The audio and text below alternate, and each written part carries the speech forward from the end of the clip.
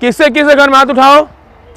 बस इतने लोग के घर में गुरु टीचर हैं, बाकी लोग के घर में नीचे कर लो। एक बार आप लोग अपनी मूर्खता के लिए जोरदार ताली बजाओ, जोरदार ताली बजाओ, ताली जोरदार, ऊपर करो, ऊपर हाथ, सब ऊपर के बजाओ। चलो अभी सबके हाथ उठेंगे। चलो बताओ, आप लोगों को घर में खाना बनाकर कौन देती हैं? बीमार पड़ते हो, कपड़े नहीं होता, स्कूल की फीस कौन देते हैं? पापा। आपको स्कूल में कौन पढ़ाते हैं? टीचर। अब किसके किसके घर में गुरु हैं? बच्चे हाथ उठाएं एकदम। अब सबके घर में गुरु हो गए। एक बार जोरदार ताली बजाओ। तो प्यारे बच्चों, शिक्षा दीक्षा के साथ शिक्षा का होना बहुत जरूरी है। Education and initiation. समझ में आया कि नहीं? पहला गुरु कौन है? बोलो, माता। पहला गुरु माता। दूसरा गुरु तीसरा गुरु टीचर, अध्यापक। अब समझ में आया कि नहीं? हाँ, इसलिए चाहे माँ पढ़ी लिखी ना हो, पर दुनिया की सबसे सर्वश्रेष्ठ गुरु होती है ना? हाँ। चलो, तो यहाँ कितने बच्चे हैं जो डेली माता पिता को नमस्ते सलाम करके स्कूल आते हैं? और जो नहीं करते वो नहीं हाथ उठाए। झूठ नहीं बोलना है, हमसे झूठ बोल करके बच जग, परंतु अल्लाह खुदा परमात्मा से कोई बच नहीं सकता। केवल इतने बच्चे हाथ उठा रहे, बताओ बाकी बड़े छोटे सब एकदम नहीं। नीचे कर लो। अब से कितने बच्चे डेली नमस्ते कर कर आएंगे? हाथ उठाओ। जो बच्चे नमस्ते करेंगे उनका बुद्धि तेज होगा, आयु बढ़ेगी, विद्या बढ़ेगा, यश बढ़ेगा, बल बढ़ेगा। कौन कौन करके आएंगे? हाथ उठाओ। और जो नहीं करेंगे उनका कुछ भी नहीं बढ़ेगा। मेरी बात नोट कर लो। नीचे कर लो। बोलो, आयु, विद्या, यश, बल। आयु, विद्या, यश, बल। नंबर 1 पहले क्या बढ़ेगा? आयु। नंबर 2 3 4। बहुत अच्छा। अब ये करोगे कि नहीं? चलो, अब आपको मैं एक एग्जाम्पल दे रहा हूं, उदाहरण सुनो। आपने महर्षि स्वामी दयानंद जी का नाम सुना होगा। आर्य समाज की स्थापना किसने की? स्वामी दयानंद सरस्वती जी ने की। तो सुनो, मैं उनका एक उदाहरण दे रहा हूं, बाकी तो बहुत उनके जीवन से।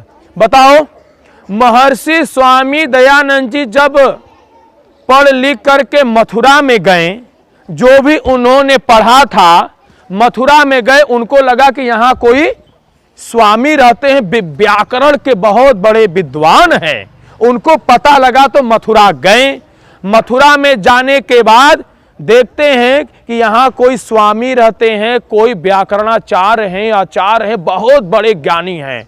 उनको ये सब पता नहीं था। उन्होंने सोचा कि हम गुरु जी के पास जाएं, अब उनसे हम मिले, हमको भी कुछ ज्ञान मिलेगा। और जब जाते हैं तो अंदर से दरवाजा क्या था? बंद था। बच्चों ध्यान दो।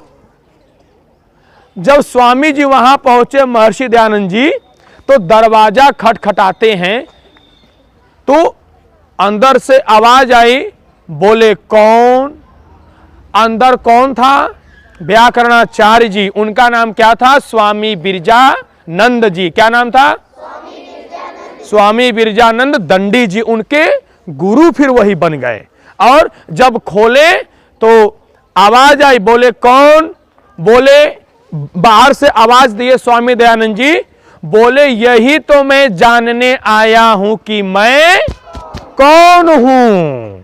जब दरवाजा खोले, नमस्ते किए, कहे मैं आपके सानिध्य में पढ़ना चाहता हूं गुरुवर।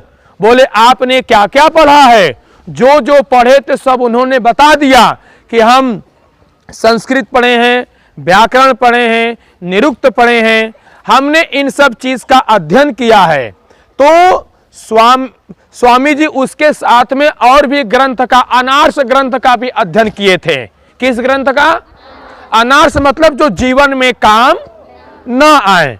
तो उनके शिष्य गुरु जी ने कहा कि तुम अनार्स ग्रंथ जो पढ़े हो ना, उसको तुम पहले क्या कर दो, अपने दिमाग से बाहर निकाल दो। चाहे गंगा में तुम इसको सब निकाल दो, चाहे गंगा में इसको तुम वहां समाधि लगाकर जब निकाल दोगे तब तुम मेरे पास आना पढ़ने के लिए। किसने कहा ये बात? अरे वाह, क्या नाम है बेटा तुम्हारा? हाँ, प्रीति प्रजापति के लिए जोरदार क्लैपिंग करो। बैठ जाओ। तो जो अनार्स ग्रंथ पढ़े थे, बोले कि तुम इसको अपने दिमाग से निकाल दो तब मैं आपको पढ़ाऊंगा। अब स्वामी जी सोच में पड़ गए, बोले मैं पढ़ाऊंगा लेकिन तुमको खाने पीने की व्यवस्था आपको खुद करनी पड़ेगी। तो स्वामी जी बोले हमको यह भी मान्य है गुरुवर। अब जब जाते हैं गंगा में, अपनी सब जो भी अनार्स था, जो काम में नहीं था, उसको क्या किए, वो सब निकाल दिए। अब जब पास में आते हैं पढ़ने के लिए, पढ़ाना शुरू करते हैं गुरुजी। एक बार बच्चों क्या हुआ, स्वामी जी भाई जैसे पढ़ने आते हैं तो मैदान में झाड़ू लगाते हैं ना, कमरे में झाड़ू लगाए, मैदान में झाड़ू लगाए। कौन लगाया बोलो? हाँ, स्वामी जी का नाम क्या था? हाँ, स्वामी दयानंद जी। अब आए, देखते हैं, और वह आंख से उनको जन्म से ही उनको दिखता नहीं था, जिसको कहते हैं ना वो अंतर्यामी। और एक बार स्वामी दयानंद जी पढ़ने से पहले आ गए, मतलब समय से पहले। वो सोचे कि थोड़ा सफाई कर दें, सफाई कर दिए। सफाई करने के बाद इकट्ठा हो गया, क्या बोलो? कूड़ा करकट। अब उसको उन्होंने फेंका नहीं। अब स्वामी जी आते हैं उनके गुरु जी पढ़ाने के लिए, डंडी लेकर, छड़ी लेकर। तो उनको तो दिख नहीं रहा था। उनको बताओ महसूस कैसे हुआ? जैसे जा रहे थे, पैर से उनको टच हो गया। तो उनको क्या लगा? क्या है मैदान में? कूड़ा करकट। अब लाठी लिए थे, कहें दयानंद दयानंद, तुरंत कहें जी गुरु जी। और जैसे ही स्वामी दयानंद जी उनके पास आए, उनके गुरु ने दे लाठी। बोले तुमने सफाई किया लेकिन यहां कूड़ा पड़ा है, उठाया क्यों नहीं? उनको 4 लाठी 2 लाठी मारे। अब आप समझ लो, उसी समय उनको मारे बिरजानंद जी। और मारने के बाद गुरुजी आगे बढ़ गए, कचरा उठाएं, फेंकें। जब शाम का वक्त होता है, जब पढ़ने के लिए आए, बोले देखो शिष्य की गुरु के प्रति क्या रहता है। शिष्य ने कहा गुरुजी, जो आपने लाठी से मारा है, हमको दंड दिया है, आपके इस कोमल शरीर में कोई आपको चोट तकलीफ तो नहीं आई? ऐसे शिष्य और गुरु से प्रेरणा लो। तो बोले शिष्य, हमने गलती पर आपको दंड दिया, लेकिन शिष्य का गुरु के प्रति देखो कि आपने हमको लाठी का प्रहार किया, लेकिन आपके हाथ में शरीर में कहीं चोट तो नहीं आई? कहे नहीं गुरुवर, कहे ये तो आपका आशीर्वाद है। क्या है? मेरा आशीर्वाद है। तो ऐसे ही गुरु टीचर आपको दंड देते हैं तो कभी भी घबराना नहीं चाहिए, रोना तक नहीं चाहिए, पर उनसे प्रेरणा हमको लेनी चाहिए।